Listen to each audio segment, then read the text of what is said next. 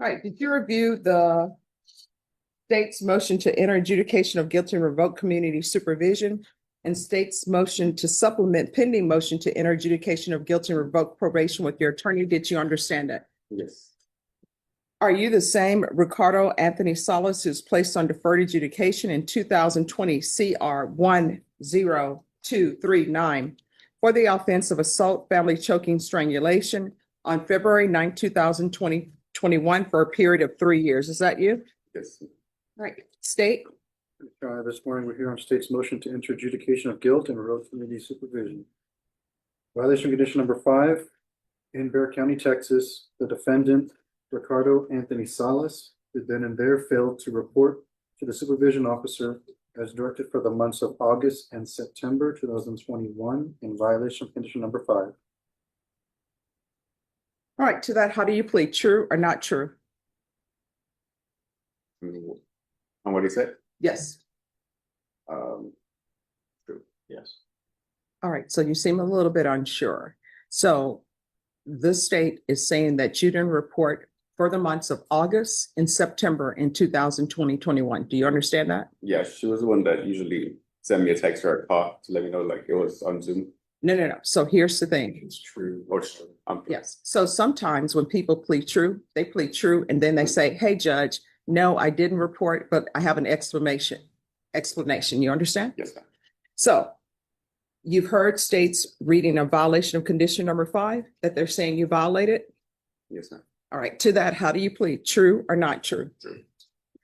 All right. State. For the original motion to enter adjudication of guilt, we will waive the remaining violations and we will now proceed on the supplemental motion, Your Honor.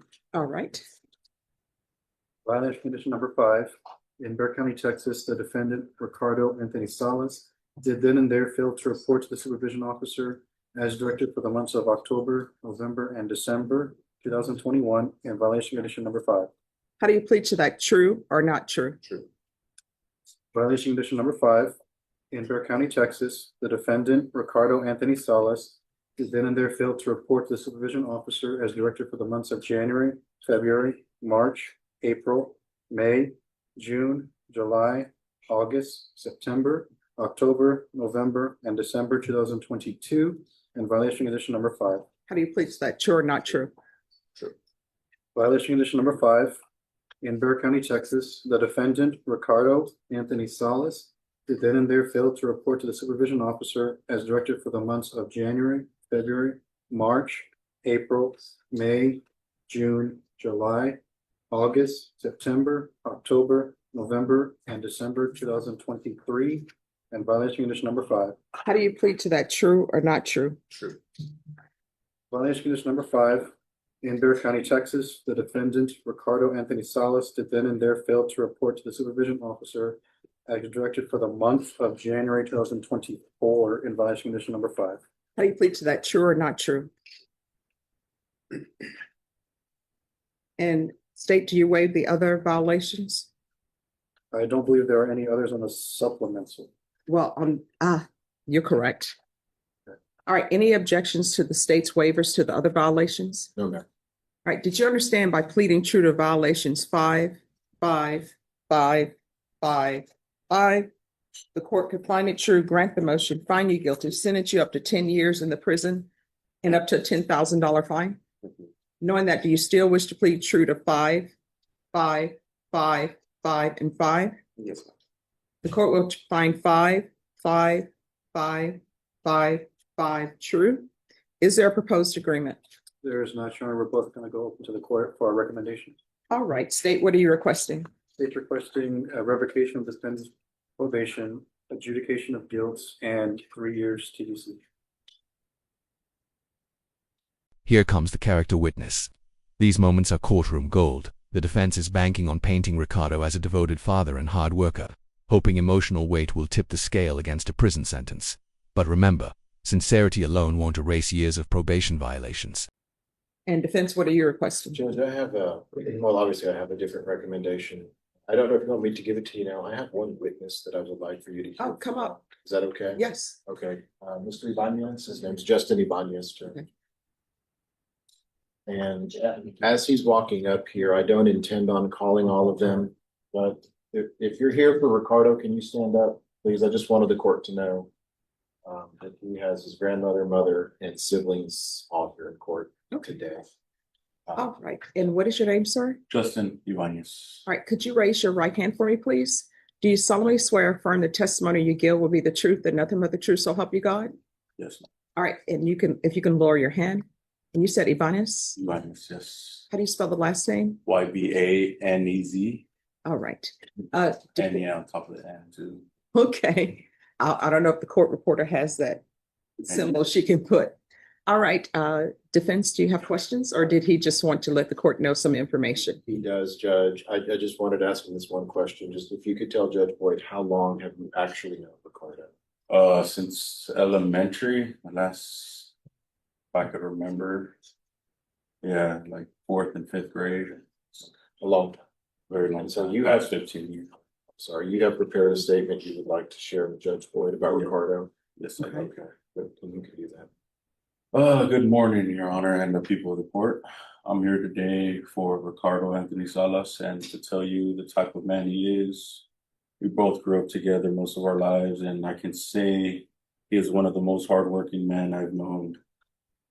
He's very dedicated to his family, a great family man. Not only have we grown up together, but we've had similar tragedies. Both of our fathers have passed away just months apart.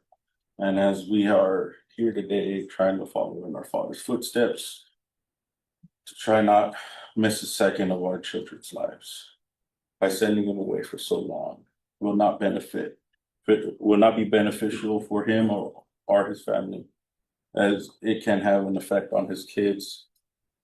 For the fact that he was always there, never missing a day of their lives, with Zoe doing cheer, Naya taking her to school every day, and being an ultimate babysitter for baby Ricky. These past months have been very hard on the children, and I know that he can change his ways for the better, to be a better citizen and hardworking for his family and kids who he loves very much. Thank you, Your Honor. All right. Thank you so much. All right, thank you. All right. Any objection to my asking a question? No objection from the state. All right. So this is what I want you to realize, and I keep an open mind when everybody's on probation, right? Yes. Because sometimes people have things that happen, and I understand. Where has he been since 2021? Because we're in 2025, and I want you to understand he's on probation. Mhm. And the easiest thing to do is report. And I tell everybody, if there's an issue, you can always come to this court and discuss the issue with me. But according to what he's just played true to, nobody's seen him since 2021. And I understand when people are like, great, I'm living my life. I'm not picking up any new cases. But being on probation, there are conditions with that. There's no such probation where the probation is you're on probation and I'm just going to disappear, because otherwise, why do we have probation? Yes. So where has he been? Do you know? He's been in the same place Mhm. since 2020, or he moved down the street to his dad's, and he's been working there. But did you know he was on probation? Did he let you know that? I did, but I thought it was dismissed because they stopped talking to him. They stopped reaching out. Okay. All right. Thank you so much for coming in and giving me some insight into him. I really do appreciate it. Yes, thank you. All right. Thank you. Any other witnesses? There are no other witnesses. All right. You can come forward. All right. And there it is. The judge drops the hammer. This isn't about sympathy anymore. It's about the hard fact that Ricardo's been MIA for years. In probation terms, that's like ghosting your boss for 3 years and expecting to So- keep your job. Mr. Salas, Yes, ma'am.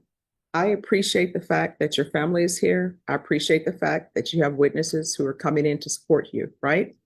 But the easiest thing to do when you're on probation is report. I mean, that's easy. And so the issues with you is any objection to the court review and the court summary? No, not at all. And I do have some comments for the court that I don't think appear in the summary at the appropriate time. Okay, well, I'm just going to give you my thought process. And then, of course, I will still keep an open mind, right? So the problem is nobody's seen you since 2021. Mhm. And then according to the court summary, you haven't completed anything. Is there anything that you've completed on probation other than just, I didn't pick up any new offenses? Just the family violence, class. All right, they're saying here that you have not completed the Not BIP, completed. the parenting classes, or outpatient treatment. Okay. Can I just tell you my side of the story real quick? Do you have any objections to? All right, you want to raise your right hand? Do you solemnly swear or affirm the testimony you give will be the truth and nothing but the truth, so help you God? You can lower your hand, state your name for the record. Ricardo Boss. All right, so why didn't you report? All right, so we're 8 months into it and everything going good. And then I had my mom in the hospital from COVID. This is all during COVID. I had my mom in the hospital. I just had a newborn son, and then my dad passed away. I'm not trying to come up with no excuse or anything, but I just hoping for like understanding that I wasn't trying to like not report or anything like that. I was going through so much, Your Honor. Well, so here's the thing. Mhm. You haven't reported since 2021. We're in 2025. So I do understand when people have family members to pass away, when people have family members very ill. I understand when COVID was going on, but you didn't even pick up the phone in 2022. All right. And now, COVID, okay. 2023, 2024. All you have to do was pick up the phone and call probation. I understand when people have issues that are going on in their life, but they haven't seen you since 2021. And according to this court summary, you didn't do the BIP course. This is an assault family violence case, so you need to do that. Okay. According to this, you didn't do the parenting classes and you didn't do outpatient treatment. So have you done any of those? I started like 2 or 3 classes when I think of the Zoom meetings. Mhm. I'm not too sure how far. I know I started right away.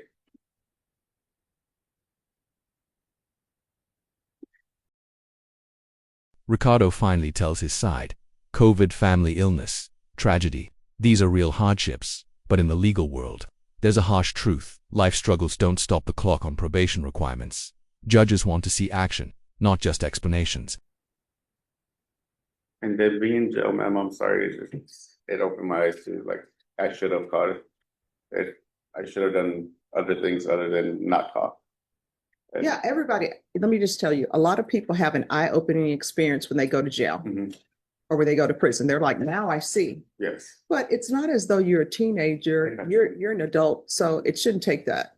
Gotcha. And everybody, you can't be on probation and not be on probation. And what I mean by that is you have certain conditions you have to follow. Yes, ma'am. And your condition can't be, well, I didn't pick up any charges.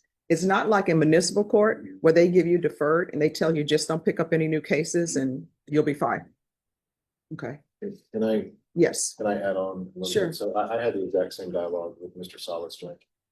He did tell me about his situation, and I think early on he got off to a decent start. And then COVID did affect his entire family. He did lose his father to COVID when his mother was very, very ill. And as I understand, the probation department was there in the home.